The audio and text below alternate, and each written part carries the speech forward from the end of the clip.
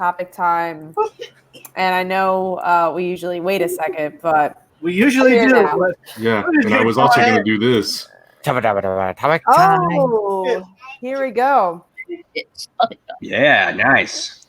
Yeah. But now all that was swept under the window. I know, because let's go, because I'm falling. You know what? Because we were going live, and I was like, "Who's doing it?" Chris is like, "You." I'm like, "Oh wait, I'm not prepared. It's live. Let's just talk." Be prepared. Anyways, today we are talking about Sony. Exactly, Sony saying, "Hey, Marvel, we had that one good movie. We want Spider-Man back." And, this is a big whirlwind of what's going to happen with Spider-Man. So that's the question. Actually started with Disney. Disney started it. Oh, well, there you go. Disney started it. Disney was like, hey, we want 50% of this. We're tired of the 5%. We want 50%. And Sony was like, hey, no. Well, 5% is not that much. So I can understand Marvel's point of view. But, so... where do you think where the Marvel movies are gonna go without Spider-Man? And is Tom Holland still gonna be Spider-Man if Sony does get the live action rights? Is it just gonna be Venom versus Spider-Man? That's the next movie they make. Sony, that would depend on. Don't they have the rights technically? Yeah, they always had the rights. Sony always had the rights. But Marvel now officially doesn't. Yeah. Well, no, the only thing it was a special deal. They were like, "Hey, we'll let you make the movie, but we get the distribution rights to it, and we make all the money." So that was the deal with them, and they get the 5% of the gross, and then now they're saying that because Disney wanted to be like, "Hey, we want more money," Sony's like, "No, that's not going to happen." And Sony did say that they did come back with other offers lower than 50%, and Marvel still said no. So that's the thing. Sony put out a statement. They said, "We're disappointed but respect Disney's decision not to have him continue as lead producer on our next live-action Spider-Man film." That is very crazy. If it's on Marvel's side, because I don't know what I don't know what their next move is. I mean, I know they have other franchises, but Spider-Man was a huge one, and again, Tom Holland's Spider-Man was a big, I think, stepping stone to part 2 of Avengers, and then you have the big cliffhanger in Far From Home. So there's a lot of things up in the air, and honestly, Sony was doing pretty well with Spider-Man's franchise, obviously with Into the Spider-Verse. And even Venom, maybe it didn't do great review-wise, but did fine in the box office, and they're making a second one that I think that's sounds better. That's because of what Marvel's been doing with Spider-Man. I think people have been easier on Sony now because they're like, okay, we got Spider-Man. I think the movies are better, in all honesty. I thought Venom was a much better movie than any of the Amazing Spider-Man movies. And Into the Spider-Verse, I know Jay has different opinions, but is my favorite movie of all time. So I think they did a great job. Into Spider-Verse was. So I don't know if it's easier. Into Spider-Verse, I think, was actually the better of the two. I don't think Venom is better. I thought Venom was much better than it had any right to be. Yeah, and it's fun. Really? It's a fun movie. It's not. No, but it's a fun movie to watch. Not all movies have to be quote unquote good, but I don't know why you're comparing Venom to Into the Spider-Verse. I think Into the Spider-Verse is much better film than Venom. You mentioned Into Spider-Verse. I said that was a good movie. I know, but then you're like, compared to Venom. No, I said compare it to the other Spider-Man movies. That's what you compared it to. You said it was better than the other Spider-Man movies that Sony has done. And I said, I think the other Spider-Man movies are better than Venom. I think Venom was the worst out of the bunch. But it did well because people are supporting Sony because they supported the whole Spider-Man transition. And I think what Disney forgot here is a key rule in business, and any business major would tell you this. Don't overplay your hand unless you're the one who had something to gain, not something to lose. But Sony had everything to gain here and nothing to lose, really.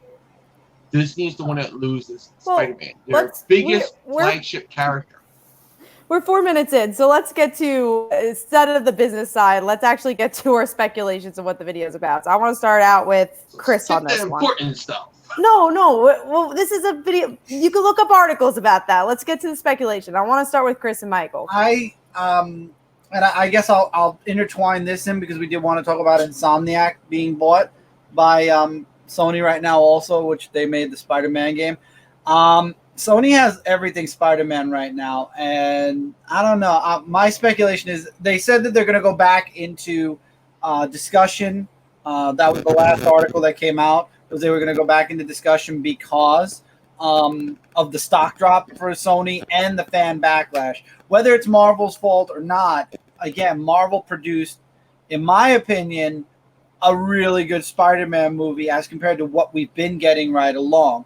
I liked the Tom Holland movies over Venom, so I don't care that Sony did Venom, or if they do another Venom. I hope that they come to an agreement because, number one, I don't think we'll see Tom Holland again then.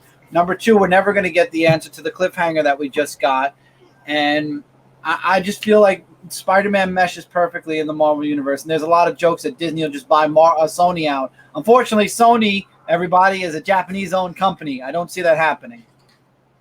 So, I don't know. I hope they come to some type of an agreement because it's a huge shame to lose this franchise because of the business colliding instead of the actual movie franchise sinking. It seems to be happening a lot with Spider-Man movies. Like, we never got to, like, with Spider-Man 3, like, after that whole thing happened, we never got Spider-Man 4 for Carnage, and then other stuff. Like, I feel that Spider-Man movies have been cut short lots of times, and I think that with what we just got is that they should continue forward with their story rather than just cutting it off or finding a new actor, because it's been picking up since the other movies. Not saying that the other movies were bad or anything. Like, I'm just saying that this one actually was the top hit, and I think that it should progress further. That way we could get something else that might even be more phenomenal than what we got this year. All right, let's go to Brant. Yeah, I'm kind of bummed about this news overall because I love Spider-Man interacting with the rest of the Marvel Universe, and it just, like Chris said, it sucks because of business decisions that we as fans don't get to enjoy that anymore. And it also leaves me with the question is, what does Sony do with Spider-Man without that connection? I mean, obviously you can do a lot with Venom Spider-Man. versus Spider-Man. Like, that's the movie they're making. Yeah, I know. And it makes me fear that we're going to get more of the same from Sony's side of it because they're not going to have that direction from Marvel. So it makes me nervous about the future of Spider-Man because I love Tom Holland as Spider-Man, and I love this, sub-universe that they've created here. So yeah, I'm concerned about it, and I was just so excited when they brought Spider-Man into it and they had that deal where he could appear in Avengers. And then on the Marvel side of the thing, like you were saying, Kat, that was kind of leading to that next phase. How do you do that without Spider-Man? And if you're going to focus on the younger heroes coming up and you don't have your flagship character, it's going to leave that something missing like we had with no X-Men and no Fantastic Four in that universe either. It's not that complete picture that we as fans want to see. So. All right, let's go to Mike. Yeah. For whatever reason, I hope that both companies come to their senses and they actually do come to agreement. Sometimes we have these initial talks and things don't work out. Because I think it would be best for both parties to actually get this property working. It didn't work for Sony when they did their own individual movies, and Marvel needs Spider-Man in their movies. So it'd be, again, best interest for both parties. Just because Sony comes out with Venom and thinks that, we made a lot of money with it, that everything is fixed.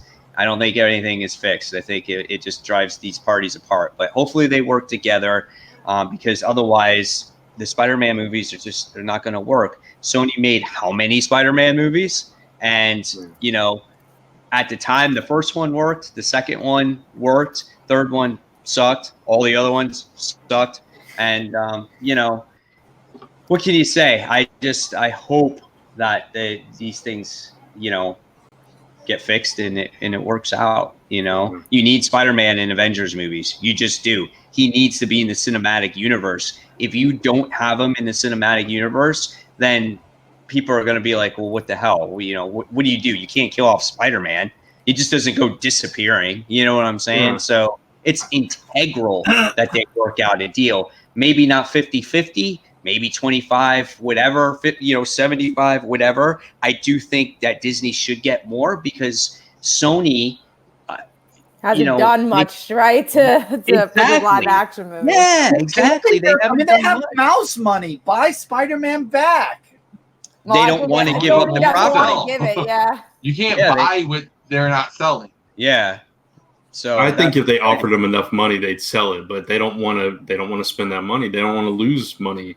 They want to make money. Especially after they just put out all the money for Hulu and all the money for Fox and then all the money for Disney Plus. Sell Hulu back.